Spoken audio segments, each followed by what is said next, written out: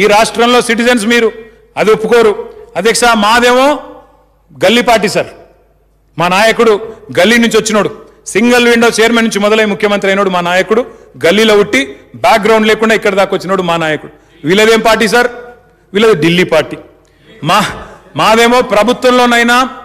పార్టీలోనైనా ఒక నిర్ణయం తీసుకోవాలంటే ఒక పాలసీ తీసుకోవాలంటే ధైర్యము సాహసము తెగువ తెలివి స్థైర్యము స్వేచ్ఛ స్వతంత్రము వెన్నుముక ఇవన్నీ ఉన్న నాయకుడు మాకున్నాడు కేసీఆర్ గారిది నిర్ణయాలు తీసుకోవడంలో మెరుపు వేగం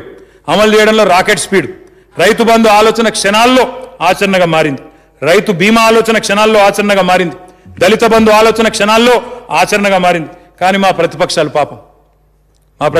పాపం రెండు కూడా ఒకటి కాదు అధ్యక్ష ఇద్దరు పాపం అధ్యక్ష వాళ్ళిద్దరు అధిష్టానం పాపం వాళ్ళు అక్కడ ఉంటారు అధ్యక్ష పైన ఏముంటుంది అధ్యక్ష వాళ్ళ పాపం ఏమైనా ఢిల్లీ కురకాలి అధ్యక్ష ఈ లోపల ఇక్కడ జనం మునుగుతారు సస్తారు కానీ వీళ్ళు మాత్రం ఢిల్లీ పోవాలి అధ్యక్ష దబ్బన తప్పిదారి ప్రజల గ్రహపాటు వల్లనో పొరపాటు వల్లనో దబ్బన తప్పిదారి 1 in a billion ఛాన్స్ అనుకోండి వీళ్ళు మళ్ళీ సచినా రారు 1 in a billion ఛాన్స్ అనుకోండి దబ్బన కాంగ్రెస్ బీజేపీ వస్తే ఎట్లుంటుంది అధ్యక్ష ఒక్క మాటలు చెప్పాలంటే మీరు చెప్పాలి దయచేసి ఒక మాట ఇవ్వాలంటే చలో మేనిఫెస్టో తయారు చేయాలంటే చలో బీఫామ్లు తెచ్చుకోవాలంటే చలో ఒక హామీ అమలు చేయాలంటే చలో ఒక పథకం ప్రవేశపెట్టాలంటే చలో పై కాంగ్రెస్ నేతలు కుస్తీకి దిగినా చలో బాత్రూమ్కు పోవాలంటే చలో ఢిల్లీ అనుమతి లేదే ఏమి కాస్తారు వీళ్ళతో పాపం ఎవరో వస్తారు సార్ ఊరు పేరు లేని వాళ్ళు వచ్చి ఇక్కడ వీళ్ళ టికెట్లు ఫైనల్ చేస్తారు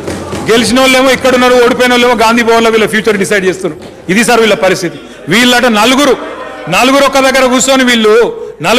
కూర్చొని మాట్లాడుకోలేరు వీళ్ళు 4 కోట్ల మందికి పరిపాలన ఇస్తారట సార్ మేము నమ్మాలన్నట ప్రజలు నమ్మాలన్నట బయట దృష్టిలో అధ్యక్ష మాకు బాసులు ఢిల్లీలో లేరు మా బాసులు తెలంగాణ గల్లీలో ఉన్నారు అందుకే ఏ లొల్లి లేకుండా పాలన సాగుతున్నది